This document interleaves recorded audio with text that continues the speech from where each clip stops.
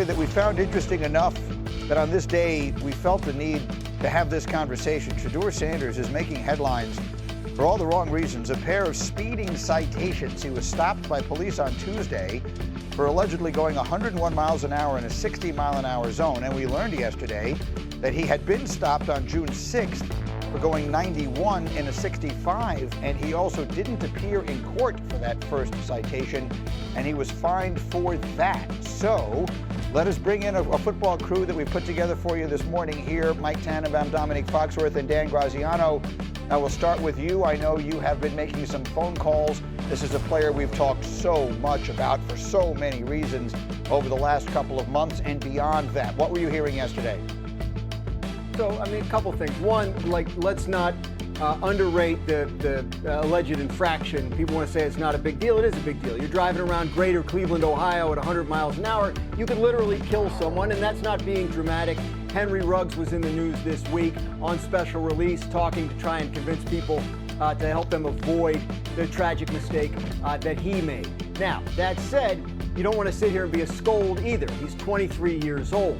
I have sons that are almost that age. I know for a fact that young men that age do dumb things. Doesn't make them bad people. Doesn't mean he should be cut. Doesn't mean anything like that.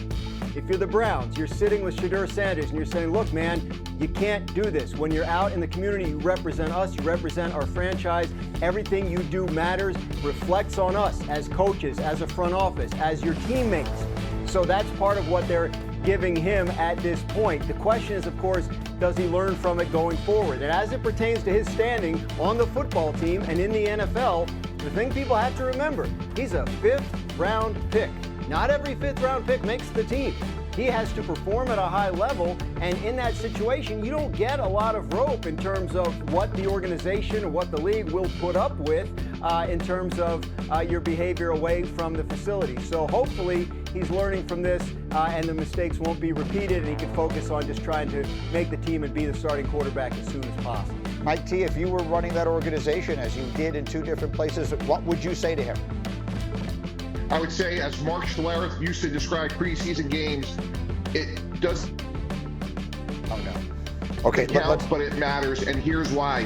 When we drafted players, right, Cindy, let's try and get his shot fixed up there if we can. Obviously, it's important. I know what he's going to say, and I want you to hear it, with his signal working well.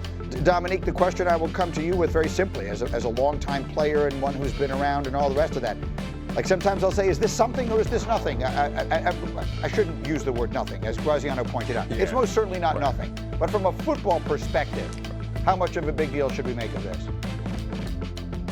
Yeah, I mean, I don't think that it should be a big deal from a football perspective. I think that Dan did a good job of expressing how serious it could be, and also making sure that we understand that we shouldn't overreact and act as if this is some sort of blight on his character. Like, young men do foolish things. I was a young man who also went really fast in cars and was fortunate enough to not get into any trouble. But I'm most surprised by it being this particular young man. Like, I would have thought that was one of the things that we kind of knew about him, was he was a professional. He's a guy who's been around the game long enough because of his father. We didn't expect him to make these type of poor decisions. But again, we shouldn't write him off because of it, because it hasn't gone completely.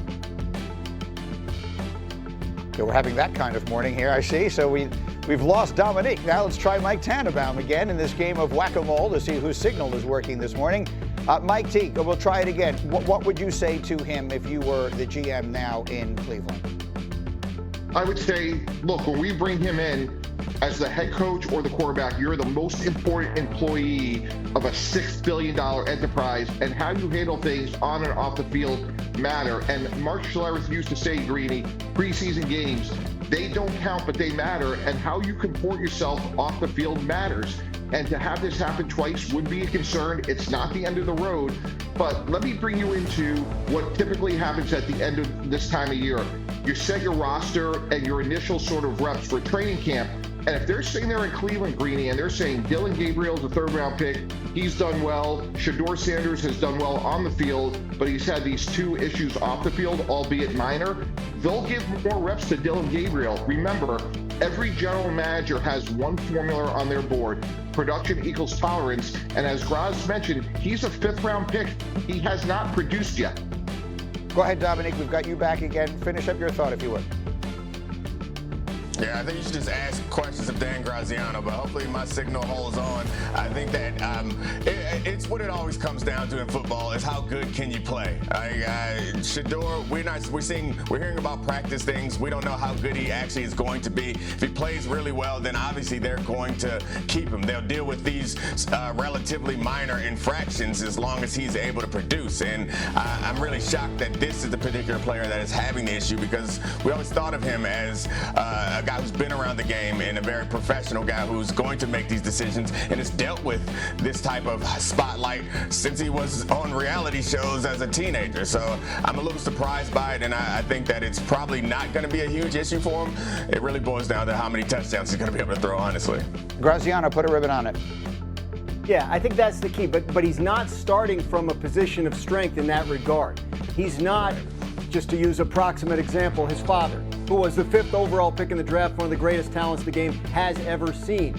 You know, he has to realize, Shedeur Sanders does, that this was not an organization that went into the draft saying, we've got to get this guy. They were in the 5th round saying, well, we might as well take this guy, because what if? So that puts you in a very different position in terms of how the team feels about you and how the team feels about, you know, incidents like this and stuff that goes on off the field. So there's not as much margin for error for Shedeur Sanders as there would have been if he had been, you know, the pick that we thought he was going to be, 1st round, high 2nd round. And I think that's important for people to keep in mind as well when we talk about this situation. I applaud, Graziano, both your thoughts and your internet provider. Well done, guys. Thank you for jumping in. Have a great weekend. The PFL. This is great. So good. The game is so global and so wonderful, and it sounds great in every language. That's great. Korean calls when it's 2 announcers, and whenever they get excited, it's like they're in unison. Their voices meld into Yes. one. I mean, Mike Breen is in the Hall of Fame, but can he do that? I ask. All right. It's really like watching a soccer goal. Like It is. It's great. I'd like those guys to do golf. Anyway, teams that force Game 7 in the NBA Finals have gone on to win the title. This is good history for the Pacers. The team that wins Game 6 to force a Game 7 goes on to win it a lot. Cavs did it in 2016 after trailing 3-1. The Heat did it in 2013 after the Ray Allen shot. Lakers did it in 2010 over the Celtics. So history recently likes the Pacers. Here are SGA and Halliburton on Game 7. Right now, for the next 2 days, everybody's going to be talking about how good we looked, how well we played, how much pressure's on OKC. You know, that's going to be the narrative. And we got to do a good job of staying away from that stuff. You know, I think that can be poison. We got exactly what we deserve, what we earned, and we have to own that. It's one game for everything you ever dreamed of. If you win it, you get everything. If you lose it, you get nothing. It's that simple. So that might just be his choice of words, right? Sometimes you say things and, you know, he's just sitting up there. But it is interesting in a week where ring culture has become a big part of the conversation, where LeBron James weighed in on it in a big way, where in a different way Travis Kelce weighed in on it this week, some of the biggest stars in all of sports. Here's SGA saying, and we'll take him at face value, it is all or nothing. And I think that is an interesting way of framing this entire conversation. I think there are 2 ways you can look at it, and UD and Keith, I think you guys recognize this too. When you're in this moment, it is all or nothing because everything's on the line. Now, retrospectively, if you're talking about several years from now, you can look at this season in totality as a success to a degree, right? Because you got all the way to an NBA Finals. But look, the way athletes are built, I always think about my losses before I think about my wins. I think about the fact that I lost to this dude on the left-hand side my freshman year. We got punked against Florida, and they got to the championship game. You think about that, right? And it's, of course, we want to talk about the rings that you win and all the things, but I think we're built to think losses first instead of wins first. I think a lot of it has to do with what happens from here. If for Indiana, this is a massive success no matter what. They were a 4 seed. They've won all these games. I don't think they think that. Perhaps not. But, well, all I can do is speak for the way I think the story will be written. The story will be written of these gutsy Indiana Pacers who overcame all these obstacles and made it to Game 7 of the Finals. For OKC, it's going to be about a lost opportunity, being the best team all season long, having 2 shots to